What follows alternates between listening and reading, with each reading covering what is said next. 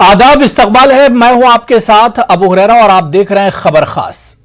नाज़रीन, यूपी में पहले मरहले के तहत कल वोट डाले जाएंगे। 11 अजला की कुल 58 सीटों के लिए वोट डाले जाएंगे, जहां पर 623 उम्मीदवार अपनी किस्मत आजमाएंगे।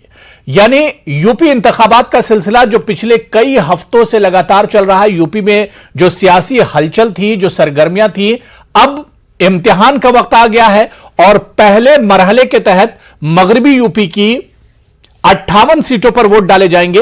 और यह पहला मरहला 2017 की अगर हम बात करें तो बीजेपी के एतबार से बहुत अहम है। इन 58 सीटों में 2017 में बीजेपी 53 सीटें जीत कर आई थी, लेकिन 2017 और 2022 में बहुत कुछ बदलाव हुआ है। किस तरह की तैयारियां की जा रही हैं, आवाम में किस तरह का जोशो खरोश है कल की वोटिंग को लेकर, और इसके अलावा जो अहम फैक्टर हैं 2017 और 2022 के बीच में, चाहे किसान आंदोलन की बात करें, जाट और मुस्लिम जो बड़ा फैक्टर है उसकी अगर बात करें, बेरोजगारी की बात करें, तो इन तमाम इश्यूज को आज हम खबर खास में जानने की कोशिश करेंगे। बहुत खास मेहमान हमारे साथ जुड़ रहे हैं।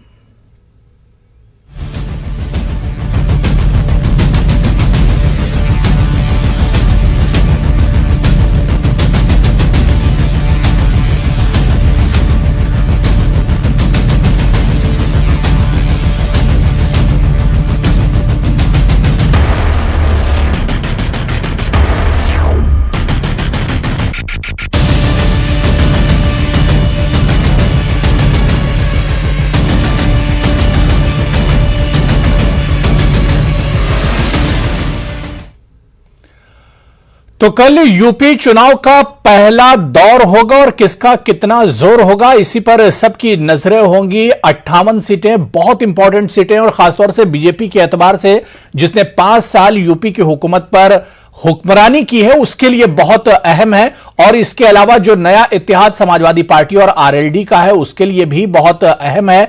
इसके अलावा 2017 और 22 के बीच में जो सबसे बड़ी जो तहरीक चली, किसान तहरीक, यह फैक्टर कितना अहम होगा, इसी पर बातचीत हम करेंगे। बहुत खास मेहमान मेरे साथ जुड़े हुए हैं। बहुत जल्दी अपने मेहमानों का आपसे तारुफ करा देता हूं। हरिहर रघुवंशी जी बीजेपी स्पोक्स पर्सन है, मेरे साथ डिबेट में जुड़े हुए हैं। मोहम्मद अब्बास साहब सीनियर लीडर हैं समाजवादी पार्टी के, वो भी इस डिबेट का हिस्सा है।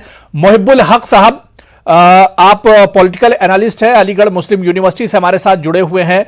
मुस्लिम फैक्टर कितना अहम होगा कल के इस मरहले के लिए, मोहिब्बुल हक साहब से इस पर हम बात करेंगे। और मेरे साथी तंजीर अंसार मेरठ से जुड़े हुए हैं। सभी का बहुत इस्तकबाल है न्यूज़ 18 उर्दू में। मैं सबसे पहले तंजीर, एक तरह से देखा जाए तो तैयारियां कल को लेकर किस तरह से है लोगों में, कल जो पहला मरहला होने वाला है मगरिबी यूपी में, उसे लेकर कितना जोशो खरोश है लोगों में?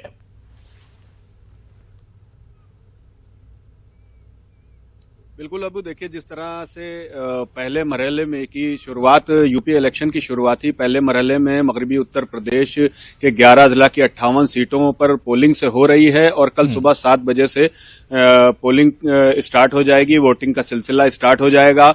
और आज जो है पोलिंग पार्टीज रवाना हुई हैं। यहाँ के विक्टोरिया पार्क को मरकज बनाया गया था, जहां से मुख्तलिफ असेंबली हलकों के लिए पोलिंग पार्टीज रवाना हुई हैं। 7 असेंबली सीट हैं मेरठ में और 80 जो उम्मीदवार हैं उनकी किस्मत दांव पर लगी हुई है। कल ईवीएम में उनकी किस्मत बंद हो जाएगी। 26,25,000 वोटर हैं और 14 लाख के करीब इसमें जो है मर्द हैं और 11 लाख के करीब जो है खवातीन वोटर हैं। देखना यही है कि कल कितने % वोट जो है वो होता है। आमतौर पर मेरठ की जो पोलिंग रही है वो 60 से 65% के दरमियान ही रही है। कभी कम कभी ज्यादा होता रहा है। पिछले इलेक्शन में भी फीसद यहीं पर आकर रुक जाता था। अब की देखा जा रहा है कि क्योंकि मौसम सर्द मौसम है और कल बारिश जो हुई है रात में, उसकी वजह से आज पोलिंग पार्टीज जो रवाना हो रही थी उनमें भी बड़ी दिक्कतों का सामना करना पड़ा। खासतौर पर इंतजामिया को जो बसें थी वो जहां पर इंतजाम किया गया था पोलिंग पार्टीज को रवाना करने के लिए, वो बसें जो हैं उनको निकालने में काफी मशक्कत हुई। तो पोलिंग पार्टीज जो शाम तक पहुंच जाती थी अपने असेंबली हलकों में और जहां पर उनकी ड्यूटी होती थी, जो पीठासीन अधिकारी होते थे या फिर जो उनके साथ जो पूरी यूनिट होती थी, वो आज बहुत ताखीर से रवाना हुई हैं। क्रेन तक का इस्तेमाल करना पड़ा है बसों को हटाने के लिए और निकालने के लिए। जिस तरह से कल बारिश हुई है, तो ये एक खलल बारिश ने, रात में जो बारिश हुई है उसने जरूर डाला है, लेकिन सुबह क्योंकि धूप खिली है 12 बजे के बाद, तो उम्मीद ये की जा रही है कि कल मौसम जो है सही रहेगा, बेहतर रहेगा आज से, और लोग सुबह से ही पोलिंग के लिए निकलेंगे। लेकिन यानी तैयारियां मुकम्मल हो चुकी हैं। अब लोगों को बेसब्री से कल का इंतजार है जब वोट डाले जाएंगे, और हम यही अपील न्यूज़ 18 उर्दू अपने नाजरीन से करेगा, और खासतौर से मगरबी यूपी की उन 58 सीटों पर जहां पर वोट डाले जाएंगे कि अपने वोट का इस्तेमाल आप जरूर कीजिए। मैं प्रोफेसर मुहिबुल हक साहब आपके पास आना चाहूंगा। सर, आपकी नजर में पिछले 5 सालों में कितना कुछ बदलाव आया है? क्योंकि अगर हम फर्स्ट फेज की सर बात करते हैं तो 2017 में यह पहला मरहला बीजेपी के लिए बहुत शानदार रहा था। 58 में से 53 सीटें बीजेपी के हक में गई थी, लेकिन 2017 से 2022 के बीच में कितना बदलाव आप देख पा रहे हैं? देखिए, एक एंटी इनकम्बेंसी देखने में आ रहा है बहुत ज्यादा। नंबर 1, वो बीजेपी की जो परफॉर्मेंस रही है 5 साल की, उससे ज्यादा लोग खुश नहीं है। दूसरी जो बहुत बड़ी बात है वो मिसमैनेजमेंट ऑफ कोविड है। अगर आप देखें 2019 से लेकर के अभी तक, तो वो नदियों में तैरती हुई लाशें या ऑक्सीजन की कमी और हॉस्पिटल्स की हालत, वो तमाम लोगों के या बहुत बड़ी तादाद में मजदूरों का यहां से वहां जाना, उसमें हजारों लोगों की अमवात, ये तमाम मंजर लोगों के सामने। और रिसेंटली जो किसानों का मसला था, अभी आप याद रखिए कि जो 58 सीट्स हैं, ये वो सीट्स हैं जो ये जो किसानों का पूरा मूवमेंट रहा, जो पूरी तहरीक रही है, उसके लिए बहुत ही हॉट बेड था। तो ये उन कॉन्स्टिट्यूएंसीज में, ये 58 कॉन्स्टिट्यूएंसीज वहां पे पड़ रही है जहां पे किसानों की तहरीक का बहुत बड़ा असर रहा है। तो मैं ये समझता हूं कि ये जो 5 सालों में अगर आप तब्दीली देखेंगे तो एंटी इनकम्बेंसी है, कोविड मिसमैनेजमेंट है, इन्फ्लेशन है, महंगाई है, ये तमाम चीजें हैं जिससे लोग काफी मुतासिर हुए हैं। और मैं ये समझता हूं कि उनका जो ट्रस्ट था कि एक मैजिक बटन इनके पास होगा, यानी बीजेपी के पास या मोदी जी या योगी के पास, और उससे तमाम चीजें ठीक हो जाएंगी, ऐसा कुछ हुआ नहीं। क्योंकि जो ख्वाब दिखाए गए थे वो ख्वाब पूरे करने लायक ख्वाब नहीं थे।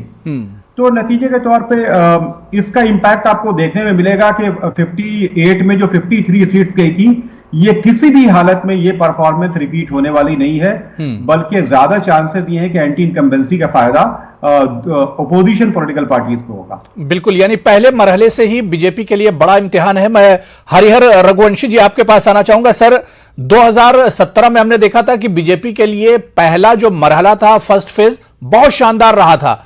मतलब तारीखी जीत यहां से बीजेपी को हुई थी। 58 में से 53 सीट्स बीजेपी के खाते में गई थी। क्या वही तारीख दोहरा पाएगी बीजेपी इस बार? अप्पू जी जो भी पॉलिटिकल एनालिसिस बोल रहे थे उन पे मैं कुछ नहीं कहूंगा, लेकिन मैं ये कहता हूं कि भारतीय जनता पार्टी ने जिस तरह से काम किया है, उत्तर प्रदेश में विकास का जो काम किया है, उसको लेकर के हम लोगों ने कन्विंस किया है, उसको लेकर के हम इलेक्शन में गए हैं, और पिछली जो सीटें हैं उससे बेहतर नतीजे इस बार हमको देखने को मिलेंगे। आप देखिएगा जो तमाम पॉलिटिकल बातें करने वाले लोग हैं, उनकी तमाम भविष्यवाणियां फेल होने वाली हैं, और हम पिछली बार से ज्यादा बेहतर रिजल्ट देंगे, क्योंकि योगी सरकार ने जिस तरह से काम किया है, चाहे कोरोना का समय रहा हो, चाहे उसके बाद विकास का समय रहा हो, हर तबके के लिए कुछ न कुछ ऐसा किया है जो डिलीवर किया है, सिर्फ घोषणा नहीं की है, डिलीवर किया है। पिछले 2017 में जो हमारा, यानी रघुवंशी जी, क्या इस बार 58 में से 58 बीजेपी के खाते में जा रही हैं? नहीं, देखिए, संख्या का मामला नहीं है, मामला परफॉर्मेंस का है। पिछली जो सीटें थी उससे बेहतर नतीजे आने वाले हैं इस बार। ये इसका ट्रेलर आप थोड़ा सा पीछे जाएंगे तो भी आपको देखने को मिल जाएगा। जो लोकल इलेक्शन हुए थे उसमें किस तरह से उत्तर प्रदेश की जनता ने भारतीय जनता पार्टी का समर्थन किया था, इसको पूरे देश ने देखा, उत्तर प्रदेश की जनता ने देखा। और बाकी पार्टियों के ने सिर्फ घोषणा की है, हमने डिलीवर किया है। मोदी जी ने, योगी जी ने डिलीवर किया है। कोई भी ऐसा तबका नहीं है जिसको कुछ न कुछ दिया न गया हो, जिसको राहत नहीं, अपोजिशन को तो कुछ नहीं दिख रहा है। जिस तरह से अपोजिशन तो बार बार इल्जाम लगा रहा है, समाजवादी पार्टी कह रही है कि जो काम अखिलेश जी ने किया था उसका फीता काट दिया योगी जी ने। अपोजिशन को नहीं दिख रहा ये काम। देखिए, अपोजिशन ने अपनी आंख पे पट्टी बांध ली है, उसको कुछ दिखाई नहीं देगा, क्योंकि अपोजिशन ने सिर्फ घोषणा की थी, काम नहीं किया था, कोई डिलीवरी नहीं थी जनता को। लेकिन योगी सरकार ने लोगों को राहत दी, लोगों के लिए काम किया, हर वर्ग के लोगों के लिए काम किया गया है। उस काम का नतीजा आने वाला है और हम डिक्टेंशन मार्क से पास होने वाले हैं इस बार। नहीं, बिल्कुल जाहिर सी बात है कि अब इम्तिहान का वक्त है और इस इम्तिहान में जो नंबर है वो अवाम के पास है, नंबरात जो है वो अवाम को देने हैं। मैं मोहम्मद अब्बास साहब आपके पास आना चाहूंगा। अब्बास जी, 2017 के मुकाबले में 2022 में जो तस्वीर है वो बिल्कुल बदली हुई है। इस बार आप आरएलडी के साथ में हैं। 58 सीटों में 2017 में बात की जाए तो समाजवादी पार्टी की बहुत बुरी हालत हुई थी 2017 में। इस बार क्या कुछ उम्मीद कर रहे हैं? क्या नतीजे आपके हक में बेहतर आएंगे?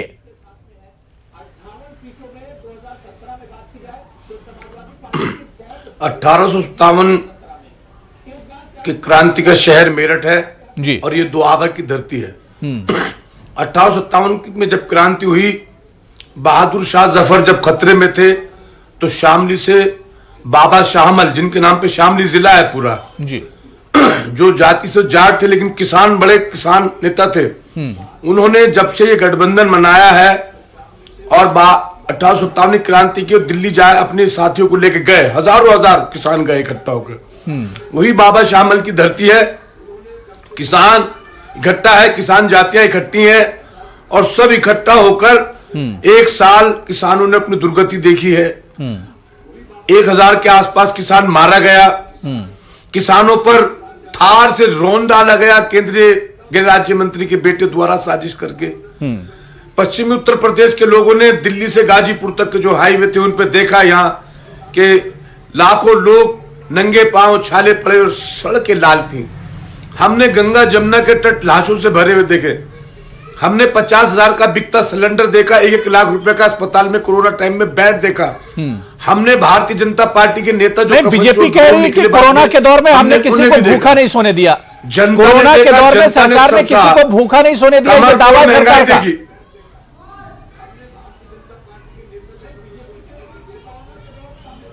बीजेपी करती रहा, जनता ने जो भुगता है, लाशें उठाने वाला नहीं था, कुत्तों ने नोच नोच के खाई। शमशानों में लंबी लंबी लाइनें लग रही थी, कब्रिस्तानों में लंबी लंबी जनता ने भुगता है। ये तो गाल बजा रहे हैं, कल भी गाल बजा रहे थे, आज भी गाल बजा रहे। इन पे क्या पीता? इन्होंने तो अवसाद में अवसर ढूंढे। भाजपा के नेताओं ने और सरकार के अधिकारियों ने लाखों करोड़ रुपए का जो बजट कोरोना के नाम पर लाट हुआ तो सबकी लूटमार कर दी। जनता समझ गई है, नौजवान समझ गया है, किसान समझ गया है। पिछड़ी जाति बिंद, कश्यप, मौर्य, तुराहा, प्रजापति, सैनी, कुर्मी, जाट, गुजर, ये सब इकट्ठा हो गया, भाजपा से अलग हुए। ये 20-80 खेल खेल लेते। अखिलेश यादव जी के कुशल नेतृत्व, जयंत चौधरी जी कुशल नेतृत्व में 85 बनाम 15 कर दिया गया है। 85% पिछड़े हैं, वंचित हैं, किसान हैं, नौजवान हैं, बेरोजगार हैं, कोरोना के समय इकट्ठा हो गए हैं और भाजपा के 15% भी नहीं बैठेंगे। खाए और रघाए लोग। ब्राह्मण समाज को इतना मारकाट मचाई, इतना ठोका नितिन तिवारी से लेके विकास दुबे से लेके, कोई जिला ऐसा नहीं है जो हजारों ब्राह्मणों की हत्या भाजपा ने ना करी हो। आखिर में आके तो मनीष गुप्ता ही ठोक डाले। तो ये सब के खिलाफ, बुल और बुलडोजर के खिलाफ जनता में गुस्सा है। कोरोना के जो लूट मार है उसमें जनता में गुस्सा है। महंगाई आसमान छू रही है। 40 रुपए का तेल 100 रुपए में बेच रहे हैं ना, सरसों का तेल 200 में बिक रहा है ना। नहीं, तमाम बातों का जवाब सरकार को चुनाव में ही देना होता है, जो सरकारें होती हैं। और अवाम किसके हक में जाएगी या किसके हक में नहीं जाएगी ये तो कल पता चलेगा जब वोट करने के लिए लोग निकलेंगे, क्योंकि अवाम के जहन में क्या कुछ चल रहा है वो अवाम को ही पता है। लेकिन जब नतीजे आएंगे उस वक्त पता चल जाएगा कि अवाम ने किसके हक में वोट किया है। मैं प्रोफेसर मुहिबुल हक साहब दोबारा से सर आपके पास आना चाहूंगा।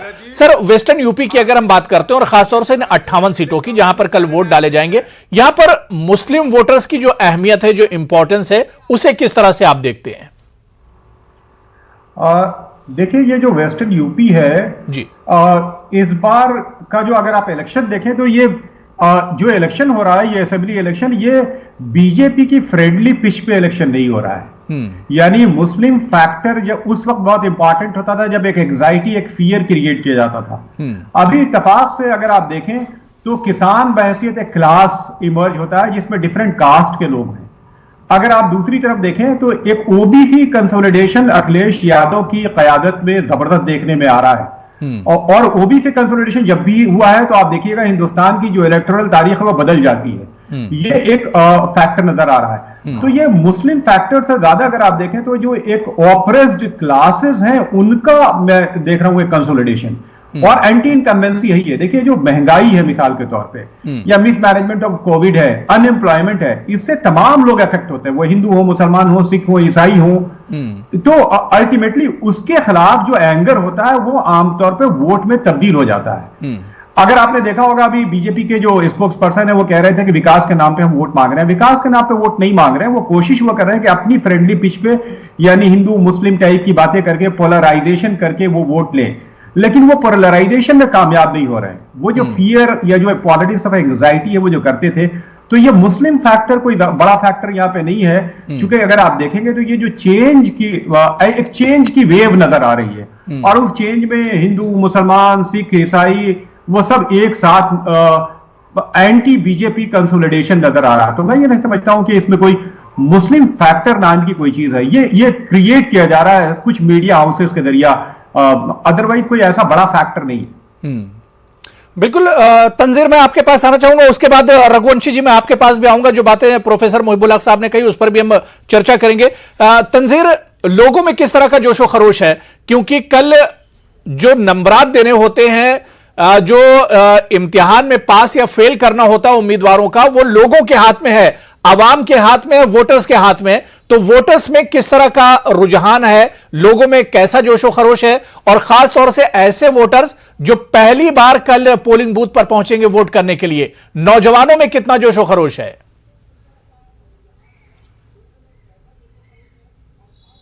बिल्कुल। अभी देखिए जिस तरह से ये 5 साल में इसको एक पर्व की तरह मनाया जाता है, जो भी इंतखाब होता है, चाहे असेंबली इंतखाबात हो, चाहे वो आम इलेक्शन हो, वोटर में और खासतौर पर नौजवान वोटर और जो पहली बार वोट डाल रहा है वो जरूर पोलिंग बूथ तक पहुंचता है और अपना वोट कास्ट करता है। तो वो किस माइंडसेट से जाता है या उसके मुद्दे क्या होते हैं, इस बार जो हमने वोटर्स से बात की है तो अलग अलग तबके के वोटर के रुझानात जो हैं वो अलग अलग तरीके से सामने आए हैं। जब हम ऑफ द रिकॉर्ड बात करते थे वो कुछ बात करते थे, लेकिन जैसे ही कैमरा ऑन होता था वो कुछ और कहने लगते थे। तो अभी ये लग रहा है कि वोटर्स ने अपना मन बनाया हुआ है, कल वो पोलिंग बूथ पर जाएगा तो वो कुछ भी कर सकते हैं। लेकिन हाँ, जो एक मुद्दे यहाँ पश्चिमी उत्तर प्रदेश के हैं, वो किसान का मुद्दा हो, बेरोजगारी का हो, वाजिब दाम का हो या फिर विकास का हो, ये मुद्दे जरूर रहेंगे। खास तौर पर उस तबके के लिए जो पढ़ा लिखा तबका है, जो नौकरी जिनकी कोरोना काल में गई है, इन 3 सालों में जिनके कारोबार गए हैं, इन सब मुद्दों पे वो जरूर सोचेंगे। और खास तौर पर अगर हम बात करें जिस तरह से कैंपेनिंग हुई है और पॉलिटिकल पार्टीज ने जो पुराने मुद्दे थे, चाहे वो 2013 का मुजफ्फरनगर और शामली फसादात हो या फिर कैराना का नकले मकानी का पलायन का मामला हो, ये मुद्दे भी उठे हैं। लेकिन जहां तक हम देखें कि किसान, जो कि एक पूरी किसान बेल्ट कही जाती है और कैश क्रॉप यहाँ गन्ना किसान सबसे ज्यादा हैं, और उनकी हमेशा से तहरीक अपने वाजिब दाम को लेके और जो सहूलियात हैं, चाहे वो बिजली का बिल हो, उन सब को लेके, सिंचाई को लेके, ये हमेशा से मुद्दे रहे हैं। और जो ये 3 कानून जो हैं, ज़राई कानून, उनके लिए उन्होंने 13 महीने जद्दोजहद की है और घरों से बाहर वो रहे हैं, बॉर्डरों पे बैठे हैं और अपनी बात मनवाई। बिल्कुल, यानी किसान आंदोलन जो ये एक बड़ा फैक्टर इस बार चुनाव में हो सकता है। मैं रघुवंशी जी आपके पास आना चाहूंगा। रघुवंशी जी, क्योंकि 2017 में देखें तो आरएलडी और सपा अलग अलग थे, इस बार एक साथ आए हैं जयंत चौधरी और अखिलेश यादव। क्या ये एक बड़ा फैक्टर होंगे बीजेपी के अगेंस्ट? ये एक मुश्किल पैदा करेंगे आप लोगों के लिए?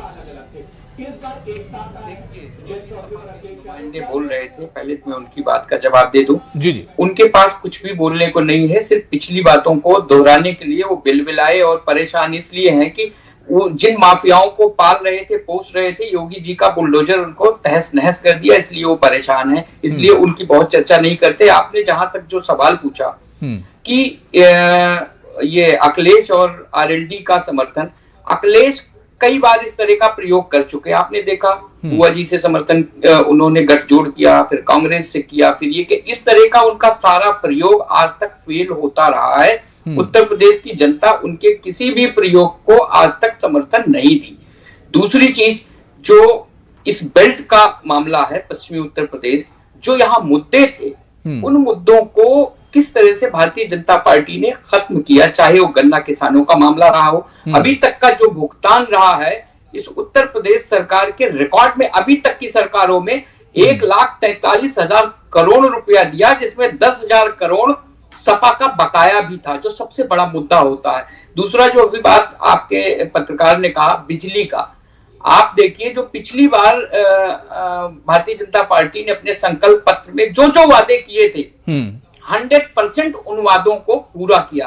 आज अगर भारतीय जनता पार्टी, रघुवंशी जी, जब सरकार ने तमाम वादे पूरे किए हैं, सरकार ने खूब काम किया है, डेवलपमेंट किया है, तरक्की की है, तो इस बार बीजेपी को पिछले 58 में जीते हुए जो उम्मीदवार बीजेपी के थे उसमें से 19 चेहरे तो उन्होंने बदल दिए हैं। जीते हुए जो आपके कैंडिडेट थे उसमें से 19 उम्मीदवारों को आपने टिकट नहीं दिया है।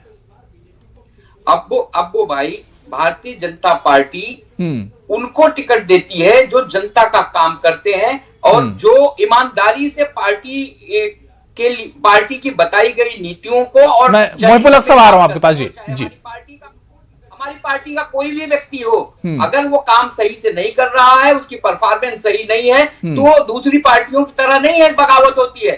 हमारे यहाँ टिकट काट दिया जाता है, और आज तक आप देखिए हर प्रदेश में ऐसा हुआ है। नए लोगों को मौका देते हैं जो काम करने वाले लोग हैं। जहां तक पश्चिमी उत्तर प्रदेश की बात है, यहाँ पे कैराना को कोई आज पश्चिमी उत्तर प्रदेश का भूला नहीं है, मुजफ्फरनगर के दंगों को कोई भूला नहीं मैं है। अब्बास साहब आपके पास भी आ रहा हूं जी। भूला नहीं है। जिस तरह से सपा के लोगों ने सभी धर्म जात के लोगों को दंगे करा करा के परेशान किया, उसको कोई भूला नहीं है। चलिए ठीक है, इस पर प्रोफेसर मोहिबुल हक साहब बहुत जल्दी से आप रिएक्शन नहीं दीजिए, उसके बाद अब्बास साहब मैं आपके पास भी आ रहा हूं जी।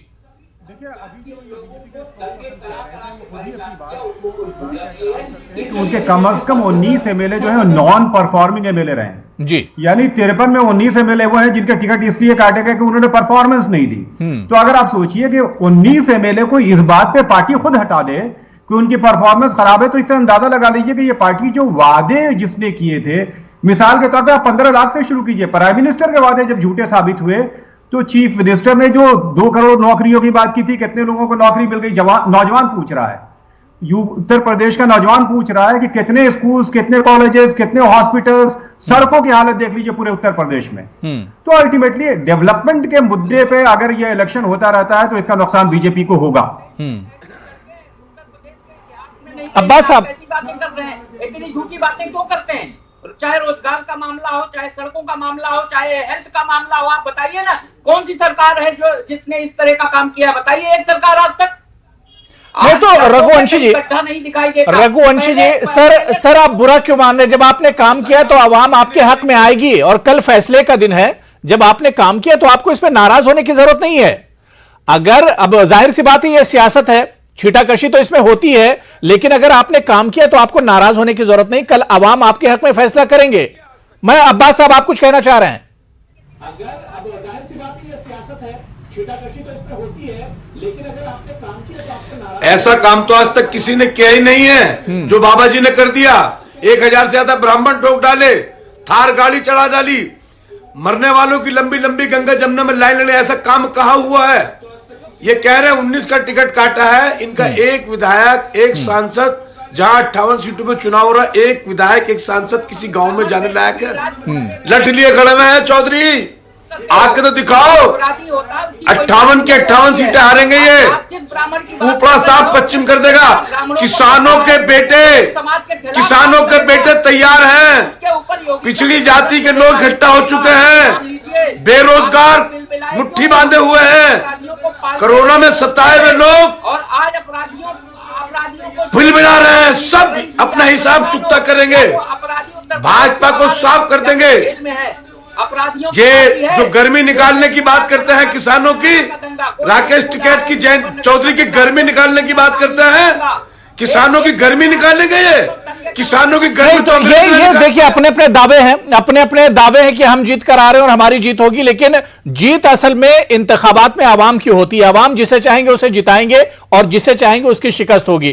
कल का दिन बहुत अहम है और अब्बास साहब, समाजवादी पार्टी बहुत दावे कर रही है, लेकिन आपको याद होगा 2017 से पहले जब अखिलेश यादव जी की सरकार थी, समाजवादी पार्टी की सरकार थी, मुसलमानों से रिजर्वेशन का वादा किया था, कहां पूरा हुआ था? बहुत दावे कर रही है, लेकिन आपको याद होगा 2017 से पहले जब अखिलेश यादव जी की सरकार थी, देखिए 2017 में जो हुआ वो आप भी जानते हैं। कब्रिस्तान शमशान बना के जो सांप्रदायिक उन्माद भरा था और किन लोगों में भरा था, आज वो सारे के सारा वो लोग कहां है, वो समूह कहां इकट्ठा है? आज किसान है, आज कोई हिंदू मुसलमान नहीं है, आज बेरोजगार है, आज कोई हिंदू मुसलमान नहीं है, आज कोरोना से सताए हुए हैं, आज कोई हिंदू, यानी इस बार अगर मौका मिलेगा तो अखिलेश यादव अपना वादा पूरा करेंगे। इस बार समाजवादी पार्टी को अगर मौका मिलता है तो रिजर्वेशन मुसलमानों का पक्का है यूपी में। भाजपा को साफ कर देंगे।